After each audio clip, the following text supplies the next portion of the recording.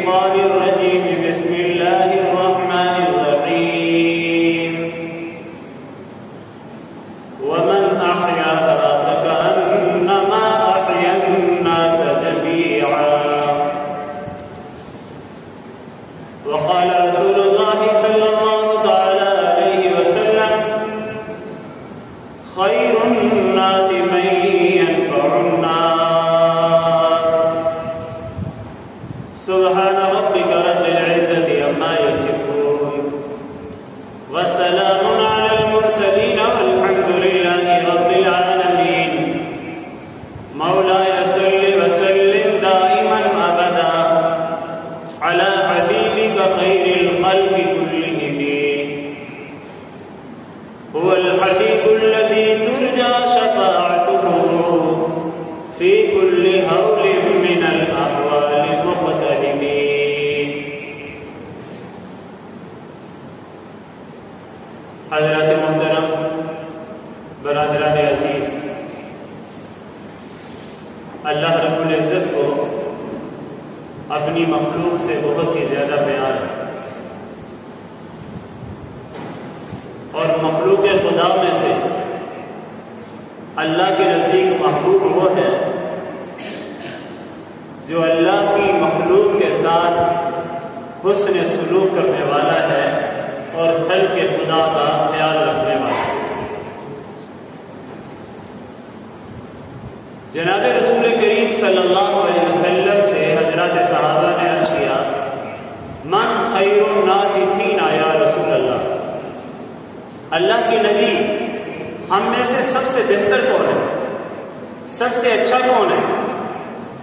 تو پیارے نبی صلی اللہ علیہ وسلم نے ارشاد فرمایا خیر الناس من ينفع الناس، سب سے بہتر لوگوں میں سے اللہ کے نزدیک وہ ہے جو اللہ کے بندوں کو نفع پہنچائے، فائدہ پہنچائے.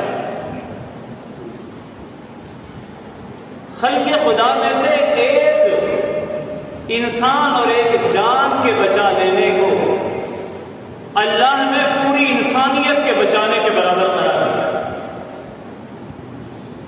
کسی ایک شخص کو ناحق قتل کرنا، اس کے بارے میں اللہ کا قرآن کہتا ہے ایسا ہے وہ شخص جس نے جیسے اس نے پوری انسانیت کو قتل کر دیا.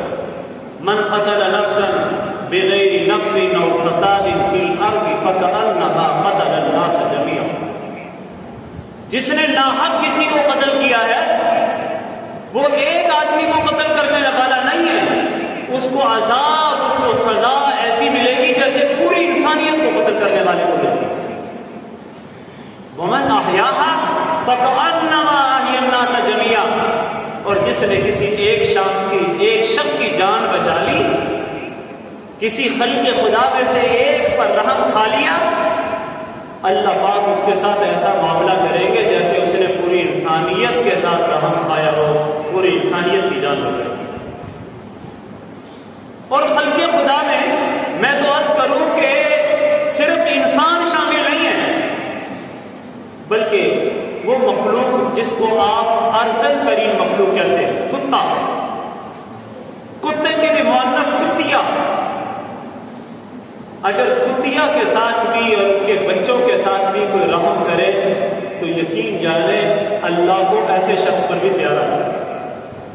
حدیث کی کتابوں میں بنی اسرائیل کی اس عورت کا مشہور واقعہ موجود ہے کہ فاحشہ بد کردار عورت جا رہی ہے اور اس نے راستے میں کتیا کو دیکھا کہ وہ انتہائی ناگفتہ میں حالت میں ہے، جان کنی کے عالم میں ہے، اس کو شدت پیاس کی وجہ سے اس کی زبان باہر نکل رہی ہے، وہ ہانپ رہی ہے. اس نے پانی ادھر دیکھا ادھر دیکھا تو ایک کنواں تھا جس پر پانی نکالنے کے لیے کوئی ڈول بھی موجود نہیں تھا، کوئی رسی بھی موجود نہیں تھی. اس نے اپنے جوتے کو ڈول بنایا، جوتا بند ہو نا اس میں بھی کچھ نہ کچھ پانی آ جاتا ہے، اور اپنے دوپٹے کو رسی بنا دیا اور اس کے ساتھ اپنے جوتے کو باندھ کر نیچے کنویں میں لٹکا دیا. لٹکانے کے بعد اسی جوتے میں جتنا پانی نکلا وہ اس کتیا کو پلا دیا. اب جو کتیا پیاس کی وجہ سے ہانپ رہی تھی اس کو تھوڑا سا سکون آیا، اس نے دوسری مرتبہ پھر ایسا کیا، تیسری مرتبہ ایسا کیا، یہاں تک کہ کتیا نے سیر ہو کر اپنی پیاس بجھا لی۔ اب یہ ایک بے زبان رذیل ترین مخلوق سمجھی جانے والی چیز کو جب ایک فاحشہ اور بد کردار عورت نے اس کے ساتھ ایسا سلوک کیا ہے تو وقت کے پیغمبر کو بتلایا گیا کہ اس فاحشہ کے اس عمل کی وجہ سے رب تعالیٰ نے اس کی مغفرت کر دی، اس کو توبہ کی توفیق عطا کر دی ہے، اس کو گناہوں والی زندگی چھوڑنے کی ہمت عطا کر دی ہے، اور آج اس کی وجہ سے اس کے لیے رب تعالیٰ نے جنت میں جانے کا فیصلہ کیا۔ تو میرے دوستو، اللہ کو اپنی مخلوق سے بہت بڑا اور خلق خدا سے جو جتنی زیادہ محبت کرے وہ اتنا ہی اللہ کا محبوب ترین بن جاتا ہے۔ حتیٰ کہ بخاری شریف میں حضرت سیدہ خدیجہ الکبریٰ رضی اللہ تعالی عنہ کا وہ واقعہ بڑی تفصیل سے موجود ہے، یہ جس میں رسول کریم صلی اللہ تعالی علیہ وسلم غار حرا سے تشریف لائے ہیں اور وہاں پر پہلی وحی آئی ہے اور پہلی مرتبہ جناب رسول اللہ صلی اللہ علیہ وسلم نے فرشتے کو دیکھا ہے۔ فرشتے نے کہا ہے پڑھو، حضور نے کہا میں پڑھا ہوا نہیں ہوں۔ فرشتے نے پکڑا، زور سے کھینچا، آن حضرت صلی اللہ علیہ وسلم نے اس کے کھینچنے کی شدت کو محسوس کیا ہے، اور دوسری مرتبہ پھر تیسری مرتبہ پھر یہی واقعہ ہوا۔ آخر میں فرشتے نے کہا اقرأ باسم ربک الذی خلق خلق الانسان من علق اقرأ وربک الاکرم الذی علم بالقلم علم الانسان ما لم یعلم، یہاں تک سورہ اقرأ کی پہلی 5 آیتیں پڑھائی رسول کریم صلی اللہ علیہ وسلم نے پڑھی، اور چونکہ یہ تاریخ انسانی کا ایک عجیب واقعہ تھا، پیارے آقا صلی اللہ علیہ وسلم کا اس سے پہلے کسی فرشتے سے پالا نہیں پڑا تھا۔ اب جب حضور علیہ السلام گھر آئے، سیدہ خدیجہ گھر میں ہے، حضور علیہ السلام کانپ رہے ہیں اور فرما رہے ہیں زملونی زملونی، مجھے چادر اڑا دو، مجھے چادر اڑا دو۔ حضور علیہ السلام کو چادر اڑائی گئی۔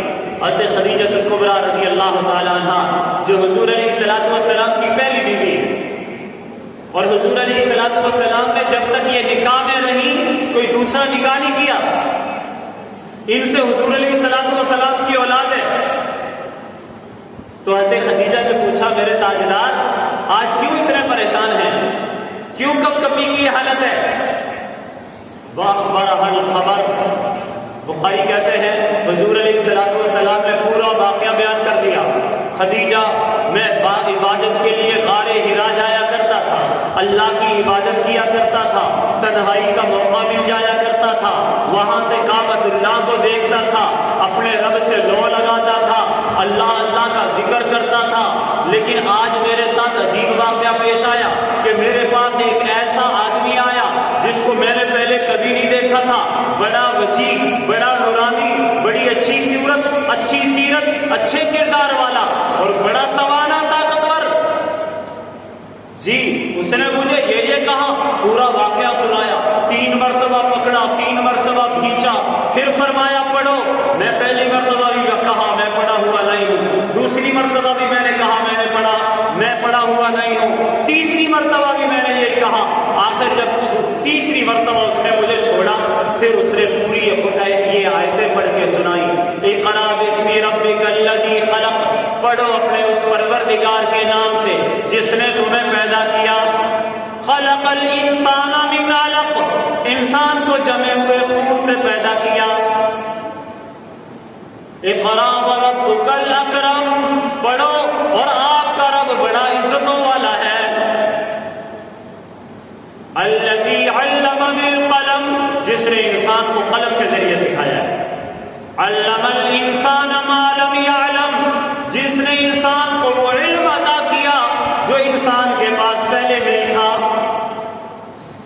تو اب یہ پیش آیا میرے ساتھ، اور اس کی وجہ سے حضور علیہ السلام نے آگے اپنے انداز میں جو بات کہی، لقد خشیت علی نفسی، عائشہ جو اس قسم کے واقعات پیش آ رہے ہیں مجھے تو اپنی جان کا ڈر ہے، کیا بنے گا، اور پھر میں عبادت کے لیے جاؤں، پھر اس قسم کے معاملات آئیں، اور ایسا کہ جس کی وجہ سے کب کبھی بخار کی کیفیت، مجھے تو اپنی جان کا اندیشہ ہے۔ قربان جائیں سیدہ خدیجہ الکبریٰ رضی اللہ تعالی عنہا پہ۔ حضرت خدیجہ الکبریٰ یہ پہلی عورت ہے جنہوں نے اپنے شوہر کو تسلی دی، کہا کلا واللہ ما یخزیک اللہ ابدا انک لتصل الرحم وتحمل الکلا وتکسب المعدوم وتقری الضیف وتعین علی نوائب الحق۔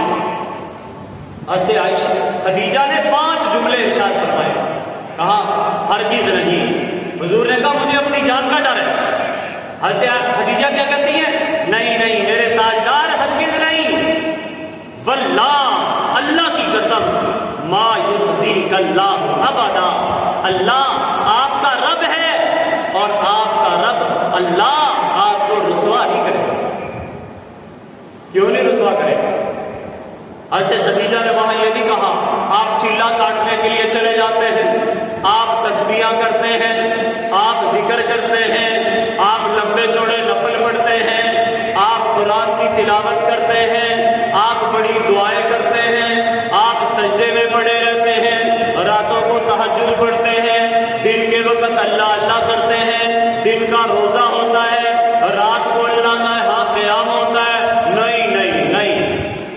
حضرت خدیجہ کے جملے سنو، حضرت خدیجہ نے فرمایا واللہ ما یخزیک اللہ ابدا، اللہ کی قسم اللہ آپ کو رسوا نہیں کرے گا، اللہ آپ کو اکیلا نہیں چھوڑے گا، جہاں جہاں میرے محبوب آپ ہوں گے وہاں وہاں آپ کا رب آپ کی مدد کے لیے آئے گا۔ کیوں؟ انک لتصل الرحم، کیوں؟ اس لیے کہ آپ اپنے رشتہ داروں کے ساتھ صلہ رحمی کا معاملہ کرتے ہیں، رشتہ داروں کو جوڑ کے رکھتے ہیں، رشتوں کو توڑتے نہیں ہیں، جناب قرابت داروں کے حقوق ادا کرتے ہیں، حق والوں کے حقوق ادا کرنے میں آپ کوتاہی نہیں کرتے، صلہ رحمی کرتے ہیں، قطع رحمی نہیں کرتے۔ اور ظاہر ہے فرمایا اس کی وجہ سے بھی اللہ کی مدد، حدیث میں آتا ہے رسول کریم صلی اللہ علیہ وسلم نے فرمایا جو چاہتا ہے اس کی عمر لمبی ہو اسے چاہیے فلیصل رحمہ، وہ صلہ رحمی کرے، رشتوں کو جوڑ کے رکھے، یہ نہیں کہ رشتوں کو توڑ کے رکھ رہا ہے، نہ بھائیوں سے بنتی ہے، نہ چچاؤں سے بنتی ہے، نہ ماموں سے بنتی ہے، نہ خالہ سے بنتی ہے، نہ پھپھیروں سے، نہ ممیروں سے، نہ چچیروں سے، جی کسی سے بھی نہیں بنتی، نہیں۔ فرمایا اگر اللہ کی مدد چاہتے ہو، لمبی عمر چاہتے ہو، حدیث میں آتا ہے فرمایا جو چاہتا ہے اس کے نشانے قدم لمبے ہوں اسے چاہیے رشتوں کو جوڑے۔ آج تو اللہ رحم کرے خون سفید ہو گئے، بھائی بھائی کو نہیں جانتا، باپ بیٹے کو نہیں، بیٹا باپ کو نہیں، جی ماں اولاد کی نہیں، اولاد ماں کی نہیں۔ تو اس لیے اللہ کی مدد حاصل کرنے کے لیے، لمبی عمر پانے کے لیے پہلی چیز وہ ضروری ہے کیا ہے؟ صلہ رحمی، اور صلہ رحمی میرے نبی کا بس کے خاص ہے۔ حضور علیہ الصلوۃ والسلام اپنے رشتہ داروں کے ساتھ پیار والا، محبت والا، سلوک والا، جوڑ والا معاملہ کیا۔ دوسری صفت فرمایا وَتَحْمِلُ الْكَلَّ، حمل یحمل حملا کا مطلب اٹھانا، کل کہتے ہیں بوجھ کو، اور آپ بوجھ اٹھاتے ہیں، کیا مطلب؟ مسکین، ضعیف، یتیم، نادار قسم کے لوگ آپ ان کا خیال کرتے ہیں۔ آج تو یتیموں کے مال کو ہڑپ کرنے والے موجود ہیں، جی مسکینوں کے حق دبانے والے، طرح طرح کے ناداروں کا حق دبا جانے والے، اپنے آپ کو ہوشیار اور چلاک سمجھتے ہیں، لیکن حقیقت یہ ہے کہ اللہ کی مدد، اللہ کی نصرت اس وقت آئے گی جب نادار، مسکین، یتیم، حاجت مند لوگوں کی حاجت براری کی۔ وَتَحْمِلُ الْكَلَّةَ، اللہ آپ کو اکیلا نہیں چھوڑے گا پیارے، آپ کو ناداروں اور ضعیفوں اور یتیموں کا بوجھ اٹھانا۔ اور واقعی میرے نبی صلی اللہ علیہ وسلم نے مختلف حدیثوں میں ارشاد فرمایا انا وکافل الیتیم ہاکذا، میں اور یتیم کی پرورش کرنے والا قیامت کے دن ایسے ہوں گے جیسے ان دو انگلیوں میں کوئی تیسری چیز نہیں ہے۔ فرمایا یتیم کی پرورش کرنے والا اور میں ایسے، اور اسی طرح ضرورت مندوں کی ضرورت پوری کرنے والا۔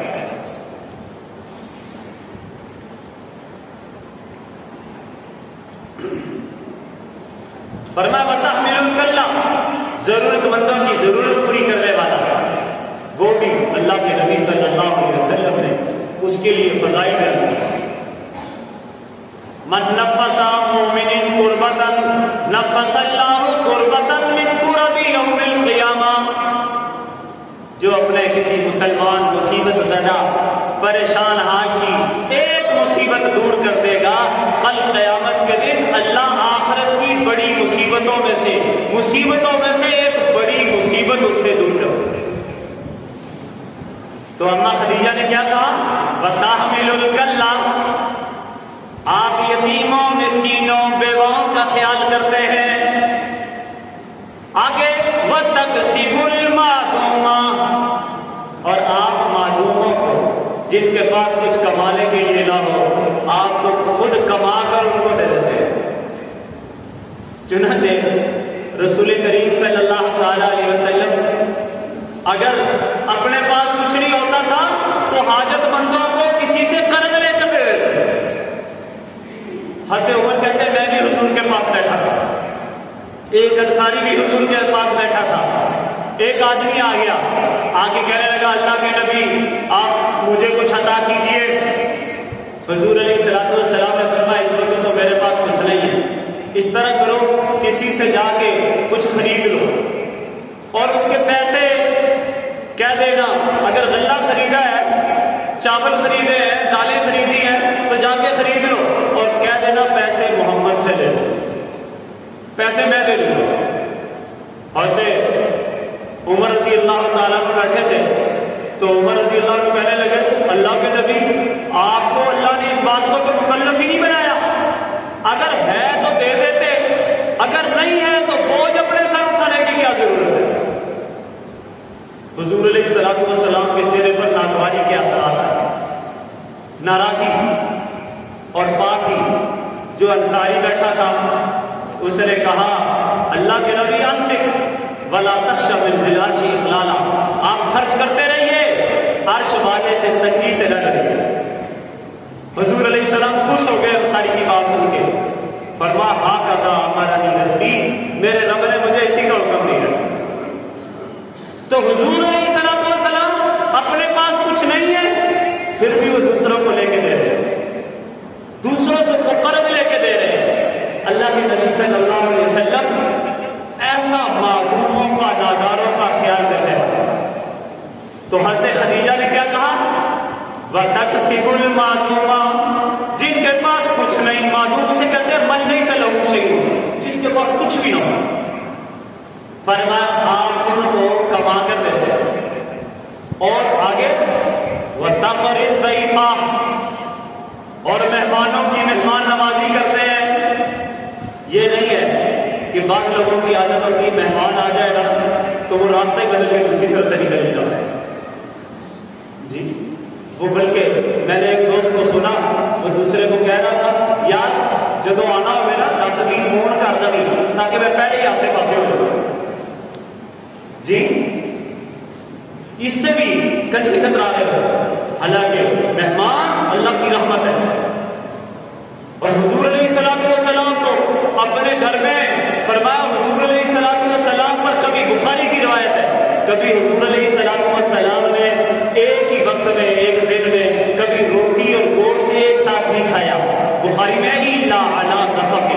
مگر دسترخوان پر جب کسی کی دعوت کی ہو اور کسی کو بلایا ہو تو وہاں پر روٹی اور گوشت تو جمع ہو گئے تھے. کبھی حضور کے پاس جب روٹی ہوتی تھی تو سالن نہیں ہوتا, اگر سالن ہے تو روٹی نہیں. لیکن جب مہمان آتا تھا تو حضور علیہ السلام اس کے لیے اپنا سب کچھ نچھاور کر رہے تھے. تو حضرت خدیجہ نے چوتھا قسم حضور نے کیا بیان کیا؟ وَتَقْرِ الضَّيْفَ, آپ مہمانوں کی مہمان نوازی کرتے ہیں. پہلا کیا تھا کہ جناب آپ صلہ رحمی کرتے ہیں.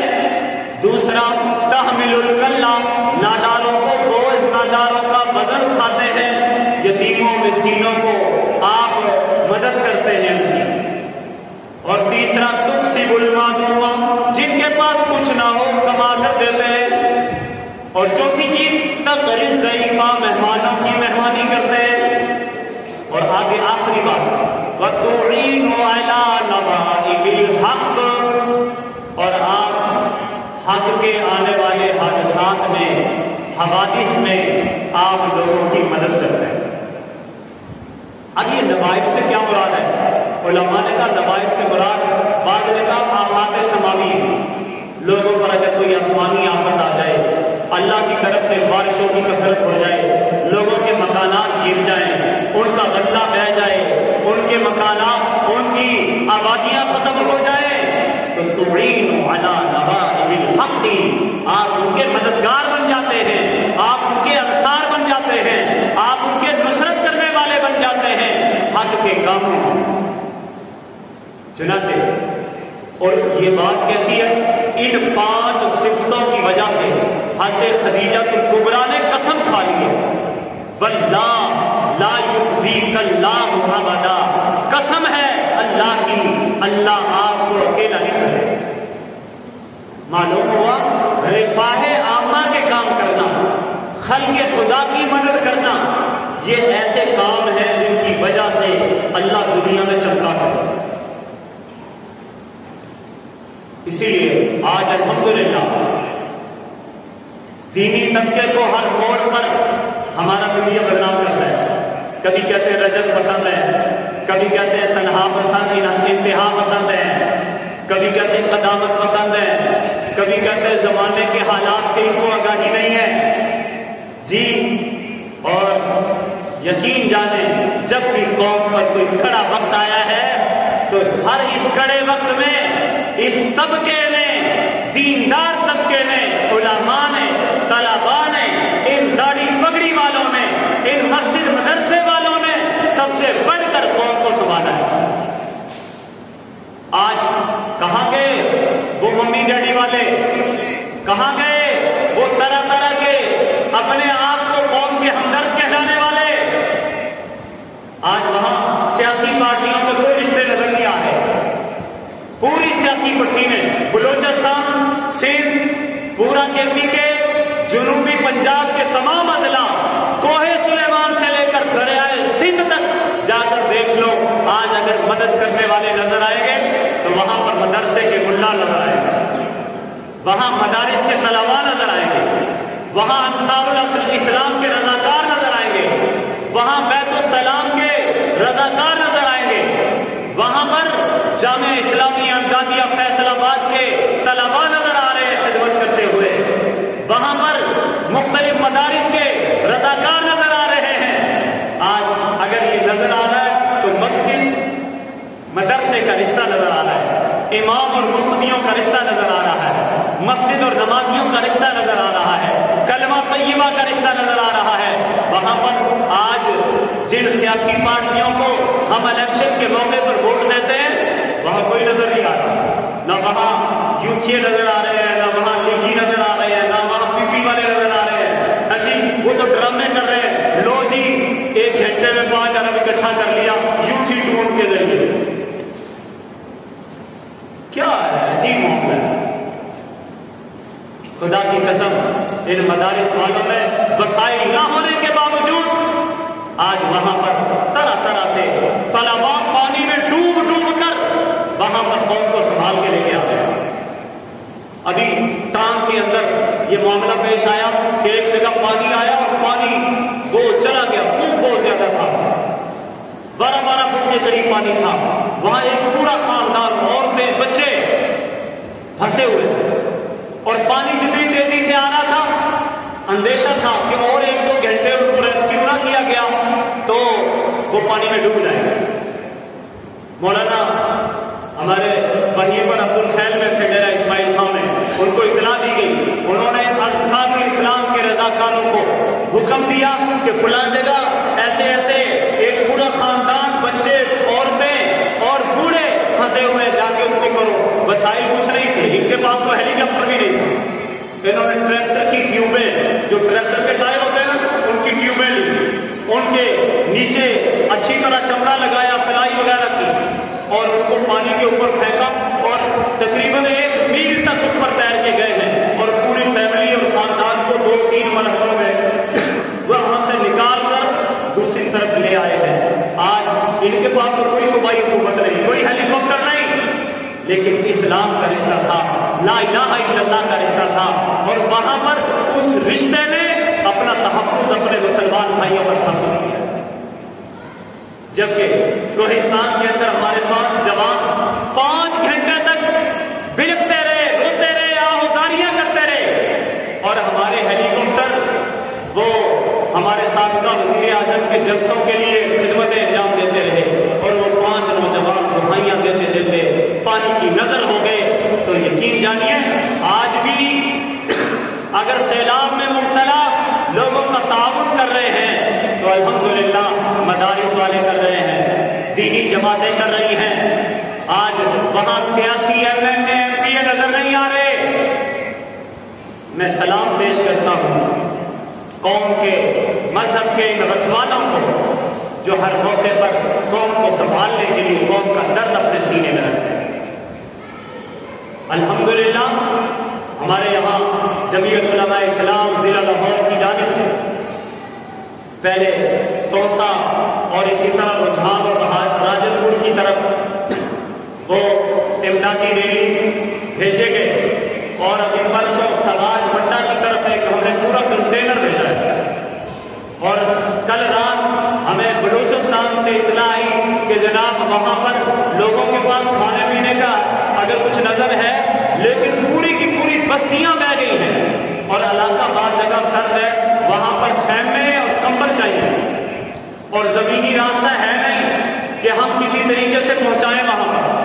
अल्हम्दुलिल्लाह कल रात हमने फ्लाइट के जरिए यहाँ से लाहौर से 3 रुकनी एक जमात भेजी जिन्होंने तकरीबन 15 लाख रुपए के खेमे और इसी तरह कंबल लेकर अल्हम्दुलिल्लाह आज वहाँ पर पहुँचे हैं और जमीयत उलमा इस्लाम के जरिए वहाँ पर एक खेमा बस्ती कायम की है जिसमें तकरीबन ये 100 खेमों के अंदर 1000 आदमियों को हमने रह और अब भी मुख्तलिफ जगहों पर अल्हम्दुलिल्लाह हमारे मदारिस के जरिए कैंप लगे हुए हैं और अब भी 1-2 दिन में हम इंशाअल्लाह यहाँ से तैयारी कर रहे हैं। हम कोई 1000 के करीब सूटों का नज़म, इसी तरह वो राशनों का नज़म और इसी तरह खैमे और कंबलों का नज़म, अल्हम्दुलिल्लाह ये सारे का सारा नज़म चल रहा है